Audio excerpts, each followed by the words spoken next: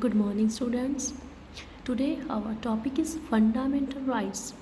ਮੌਲਿਕ ਅਧਿਕਾਰ fundamental rights constitution ਵਿੱਚ ਪਾਰਟ 3 ਦੇ ਵਿੱਚ ਆਰਟੀਕਲ 12 ਤੋਂ 35 ਤੱਕ ਐਕਸਪਲੇਨ ਕੀਤੇ ਹੋਏ ਆ। ਜਿਸ ਤਰ੍ਹਾਂ ਕਿ ਮੈਂ ਤੁਹਾਨੂੰ ਦੱਸਿਆ ਸੀ, ਸੰਵਿਧਾਨ ਦੀ ਹਰੇਕ ਫੀਚਰ ਕਿਸੇ ਨਾ ਕਿਸੇ ਦੇਸ਼ ਦੇ ਕਨਸਟੀਟਿਊਸ਼ਨ ਤੋਂ ਅਡਾਪਟ ਕੀਤੀ ਗਈ ਹੈ। ਉਸੇ ਤਰ੍ਹਾਂ fundamental rights adapted from the American constitution. Fundamental rights also called Magna Carta in Constitution ਦੇ ਵਿੱਚ Magna Carta ਦੇ ਨਾਂ ਤੇ fundamental rights ਨੂੰ explain ਕੀਤਾ ਗਿਆ ਹੈ। Let us know about the importance of fundamental rights. Fundamental rights ਸਾਡੇ ਵਾਸਤੇ ਕਿਉਂ ਜ਼ਰੂਰੀ ਆ? Fundamental right ਬੇਟੇ ਬੇਸਿਕ ਰਾਈਟ ਹੁੰਦੇ ਆ, ਬੇਸਿਕ ਅਧਿਕਾਰ ਹੁੰਦੇ ਆ, ਜਿਹੜੇ ਕਿ ਆਦਮੀ ਦੀ ਦੇਸ਼ ਦੇ ਸਿਟੀਜ਼ਨ ਦੀ ਆਲਰਾਊਂਡਰ ਡਿਵੈਲਪਮੈਂਟ ਦੇ ਵਾਸਤੇ ਬਹੁਤ ਜ਼ਿਆਦਾ ਜ਼ਰੂਰੀ ਹੁੰਦੇ ਆ। ਜੇਕਰ ਨਾਗਰਿਕ ਸਵੇਰ ਤੋਂ ਲੈ ਕੇ ਸ਼ਾਮ ਤੱਕ ਕੰਮ ਕਰਦੇ ਆ, ਕਿਸੇ ਵੀ ਜਗ੍ਹਾ 'ਤੇ ਜਾਂਦੇ ਆ, ਮੂਵ ਔਨ ਹੁੰਦੇ ਆ, ਇੱਕ ਥਾਂ ਤੋਂ ਦੂਜੀ ਥਾਂ 'ਤੇ ਜਾਂਦੇ ਆ, ਆਪਦੇ ਧਾਰਮਿਕ ਜੋ ਕਸਟਮ ਹੈ, ਰੀਤੀ ਰਿਵਾਜ ਆ, ਉਹਨਾਂ ਨੂੰ ਪੂਰੇ ਕਰਦੇ ਆ। ਉਹ ਸਾਰੀਆਂ ਚੀਜ਼ਾਂ ਕਿਸ ਦੇ ਕਰਕੇ ਆ, ਕਿਸ ਦੀ ਬਦੌਲਤ ਆ? Because of fundamental rights. Life the existence ਦੇ ਵਾਸਤੇ ਫੰਡਾਮੈਂਟਲ ਰਾਈਟ ਬਹੁਤ ਜ਼ਿਆਦਾ ਇੰਪੋਰਟੈਂਟ ਹੈ। ਇਹ ਉਹ ਵਾਲੇ ਅਧਿਕਾਰ ਆ ਜਿਨ੍ਹਾਂ ਨੂੰ ਸਾਡੇ ਤੋਂ ਕੋਈ ਨਹੀਂ ਖੋ ਸਕਦਾ, ਕਿਉਂਕਿ ਇਹ ਸਾਨੂੰ ਕਨਸਟੀਟਿਊਸ਼ਨ ਨੇ ਦਿੱਤੇ ਆ।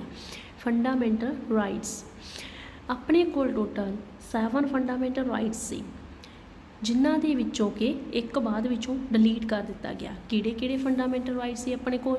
Right to equality, right to freedom, right against exploitation, culture and educational rights, right to freedom of religion, right to property, right to constitutional remedies.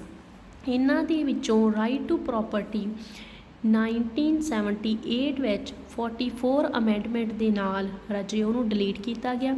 ਉਸ ਨੂੰ 91 ਆਰਟੀਕਲ ਅਤੇ 31 ਆਰਟੀਕਲ ਦੇ ਵਿੱਚੋਂ ਡਿਲੀਟ ਕਰਕੇ ਆਰਟੀਕਲ 300 ਦੇ ਵਿੱਚ ਐਜ਼ ਏ ਕਨਸਟੀਟਿਊਸ਼ਨਲ ਜਾਂ as a legal right ਰੱਖ ਲਿਆ ਗਿਆ, ਬਟ ਫੰਡਾਮੈਂਟਲ ਰਾਈਟਸ ਦੇ ਵਿੱਚੋਂ ਉਹਨਾਂ ਨੂੰ ਡਿਲੀਟ ਕੀਤਾ ਗਿਆ। ਸੋ ਪ੍ਰੈਜ਼ੈਂਟਲੀ ਆਪਣੇ ਕੋਲ 6 ਫੰਡਾਮੈਂਟਲ ਰਾਈਟਸ ਆ, ਜਿਨ੍ਹਾਂ ਦੇ ਬਾਰੇ ਆਪਾਂ 1 ਬਾਏ 1 ਡਿਸਕਸ ਕਰਾਂਗੇ। ਫਸਟਲੀ ਰਾਈਟ ਟੂ ਇਕੁਐਲਿਟੀ, ਸਮਾਨਤਾ ਦਾ ਅਧਿਕਾਰ। ਪਹਿਲਾਂ ਇੰਡੀਆ ਦੇ ਵਿੱਚ ਵੀ ਬਹੁਤ ਸਾਰੀਆਂ ਡਿਸਕ੍ਰਿਮੀਨੇਸ਼ਨਸ, ਬਹੁਤ ਸਾਰੀਆਂ ਇਨਇਕੁਅਲਿਟੀਜ਼ ਸੀਗੀਆਂ। ਸੋ ਇਸੇ ਕਰਕੇ ਕਨਸਟੀਟਿਊਸ਼ਨ ਦੇ ਫਾਦਰ ਨੇ ਰਾਈਟ ਟੂ ਇਕੁਐਲਿਟੀ ਨੂੰ ਪ੍ਰਾਇਓਰਟੀ ਦਿੱਤੀ ਹੈ ਕਿ ਕਿਸੇ ਦੇ ਨਾਲ ਵੀ ਅਸਮਾਨਤਾ ਦਾ ਅਧਿਕਾਰ ਨਹੀਂ ਕੀਤਾ ਜਾਊਗਾ। ਭੇਦਭਾਵ ਆਪਾਂ ਕਹਿ ਦਿੰਦੇ ਹਾਂ, ਉਹ ਨਹੀਂ ਕੀਤਾ ਜਾਊਗਾ। ਕਿਸੇ ਦੇ ਨਾਲ ਵੀ ਸਾਰਿਆਂ ਨੂੰ ਸਮਾਨਤਾ ਅਧਿਕਾਰ ਦਿੱਤਾ ਜਾਊਗਾ। ਸਮਾਨਤਾ ਦੇ ਅਧਿਕਾਰ ਵਿੱਚ ਅੱਗੇ ਕਿਹੜੇ ਜੋ ਰਾਈਟਸ ਆ ਉਹ ਆਉਂਦੇ ਆ। ਫਸਟਲੀ ਆਉਂਦਾ ਏ ਇਕੁਐਲਿਟੀ ਬਿਫੋਰ ਲਾਅ, ਕਾਨੂੰਨ ਦੇ ਸਾਹਮਣੇ ਸਮਾਨਤਾ।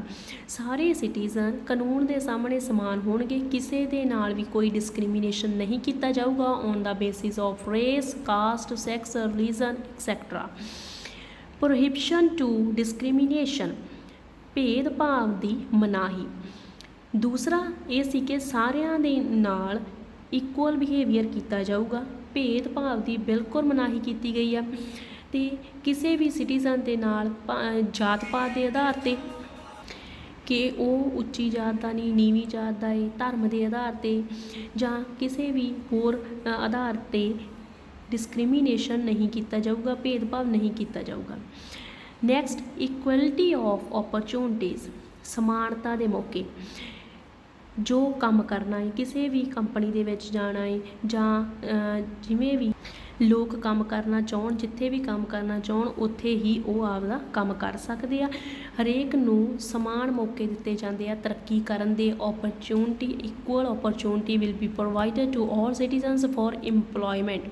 ਕੰਮ ਦੇ ਵਾਸਤੇ ਕਿਸੇ ਨਾਲ ਵੀ ਡਿਸਕ੍ਰਿਮੀਨੇਸ਼ਨ ਨਹੀਂ ਕੀਤਾ ਜਾਂਦਾ। ਹੁਣ ਆਪਾਂ ਦੇਖਦੇ ਹਾਂ ਕਿਸੇ ਕੰਪਨੀ ਦੇ ਵਿੱਚ ਜਾਂਦੇ ਹਾਂ, ਸਕੂਲ ਦੇ ਵਿੱਚ ਜਾਂਦੇ ਹਾਂ, ਸਕੂਲ ਦਾ ਸਟਾਫ, ਕਿਸੇ ਬੈਂਕ ਦਾ ਸਟਾਫ, ਉਹਦੇ ਵਿੱਚ ਹੋ ਸਕਦਾ ਹੈ ਅਲੱਗ-ਅਲੱਗ ਜਾਤਾਂ ਦੇ, ਅਲੱਗ-ਅਲੱਗ ਕਾਸਟਸ ਦੇ ਲੋਕ ਹੁੰਦੇ ਆ, ਅਲੱਗ-ਅਲੱਗ ਧਰਮਾਂ ਦੇ। ਕੋਈ ਹਿੰਦੂ ਧਰਮ ਨੂੰ ਮੰਨਣ ਵਾਲਾ ਹੁੰਦਾ ਹੈ, ਕੋਈ ਸਿੱਖ ਨੂੰ, ਕੋਈ ਕ੍ਰਿਸਚਨ ਹੁੰਦਾ ਹੈ, ਕੋਈ ਕਿਵੇਂ ਹੈ ਨਾ।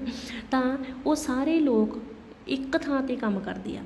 ਕਿਉਂ ਕੰਮ ਕਰਦੇ ਆ? ਕਿਉਂਕਿ ਉਹਨਾਂ ਨੂੰ ਇਕੁਐਲਿਟੀ ਆਫ ਓਪਰਚੁਨਿਟੀ ਦਿੱਤੀ ਗਈ ਆ ਬਾਏ ਕੌਨਸਟੀਟਿਊਸ਼ਨ। ਹਰੇਕ ਬੰਦਾ ਕੰਮ ਕਿਤੇ ਵੀ ਜਾ ਕੇ ਕੰਮ ਕਰ ਸਕਦਾ ਹੈ। ਸਮਾਨਤਾ ਦਾ ਅਧਿਕਾਰ, ਉਹਨੂੰ ਸਮਾਨ ਮੌਕੇ ਪ੍ਰਾਪਤ ਹੋਣਗੇ ਦੂਸਰੇ ਦੇ ਵਾਂਗੂ ਹੀ। ਐਵੋਲੂਸ਼ਨ ਆਫ ਅਨਟੱਚੇਬਿਲਟੀ, ਛੂਤ ਛਾਤ ਦੀ ਮਨਾਹੀ। ਪਹਿਲਾਂ ਜੋ ਸਮਾਜ ਸੀ ਉਹ 4 ਵਰਨਾਂ ਵਿੱਚ ਵੰਡਿਆ ਹੋਇਆ ਸੀ। ਬ੍ਰਾਹਮਣ, ਕਸ਼ਤਰੀਆ, ਵੈਸ਼, ਸ਼ੂਦਰਾਂ ਨਾਲ ਬਹੁਤ ਮਾੜਾ ਬਿਹੇਵ ਕੀਤਾ ਜਾਂਦਾ ਸੀ।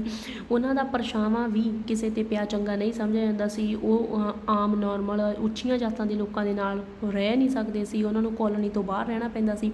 ਇਹ ਬਹੁਤ ਸਾਰੀਆਂ ਚੀਜ਼ਾਂ ਆਪਾਂ ਪਹਿਲਾਂ ਸੁਣੀਆਂ ਸੀ, ਹਿਸਟਰੀ ਦੇ ਵਿੱਚ ਪੜ੍ਹਿਆ ਸੀ। ਉਸੇ ਹੀ ਕਰਕੇ ਐਵੋਲੂਸ਼ਨ ਆਫ ਅਨਟੱਚੇਬਿਲਟੀ ਲਾਇਆ ਗਿਆ ਤਾਂ ਜੋ ਕਿਸੇ ਦੇ ਨਾਲ ਛੂਤ ਛਾਤ ਦਾ ਭੇਦਭਾਵ ਨਾ ਹੋ ਸਕੇ। ਛੂਤ ਛਾਤ ਦੇ ਨਾਲ ਕਿਸੇ ਨੂੰ ਬਿਹੇਵ ਕਿਸੇ ਦੇ ਨਾਲ ਇਸ ਤਰ੍ਹਾਂ ਦਾ ਨਾ ਕੀਤਾ ਜਾਵੇ, ਉਹਨੂੰ ਨੀਚਾ ਨਾ ਦਿਖਾਇਆ ਜਾਵੇ। ਅਤੇ ਜੇਕਰ ਕੋਈ ਕਿਸੇ ਨਾਲ ਇਸ ਤਰੀਕੇ ਦਾ ਬਿਹੇਵ ਕਰਦਾ ਹੈ ਤਾਂ ਉਸ ਨੂੰ ਲਾਅ ਦੇ ਦੁਆਰਾ ਪਨਿਸ਼ ਕੀਤਾ ਜਾਂਦਾ ਹੈ। ਐਬੋਲਿਊਸ਼ਨ ਆਫ ਟਾਈਟਲਸ। ਟਾਈਟਲ ਦਾ ਮਤਲਬ ਕਿ ਕਿਸੇ ਨੂੰ ਜੇ ਕੋਈ ਉਪਾਧੀ ਦੇਣਾ, ਜਿਵੇਂ ਸਰ ਦੀ, ਬਹਾਦਰ ਦੀ, ਸਰਦਾਰ ਬਹਾਦਰ ਦੀ, ਇਸ ਤਰ੍ਹਾਂ ਦੀ ਉਪਾਧੀ ਕਿਸੇ ਨੂੰ ਕੋਈ ਨਹੀਂ ਦੇ ਸਕਦਾ। ਸਿਰਫ ਮਿਲਟਰੀ ਅਤੇ ਜਾਂ ਐਕੈਡੈਮਿਕ ਟਾਈਟਲ ਸਿਰਫ ਲੋਕਾਂ ਨੂੰ ਮਿਲ ਸਕਦੇ ਆ। ਕਿਸੇ ਵੀ ਜਿਹੜਾ ਹੈਗਾ ਇਹ ਵੀ ਕੌਨਸਟੀਟਿਊਸ਼ਨ ਦੇ ਵਿੱਚ ਇਹ ਲਿਖਿਆ ਹੋਇਆ ਹੈ ਕਿ ਕਿਸੇ ਨੂੰ ਵੀ ਮਿਲਟਰੀ ਅਤੇ ਐਕੈਡੈਮਿਕ ਟਾਈਟਲ ਆ ਜਿਹੜਾ ਉਹ ਦਿੱਤਾ ਜਾ ਸਕਦਾ ਹੈ ਉਹਦੀ ਬਹਾਦਰੀ ਦੇ ਕਰਕੇ।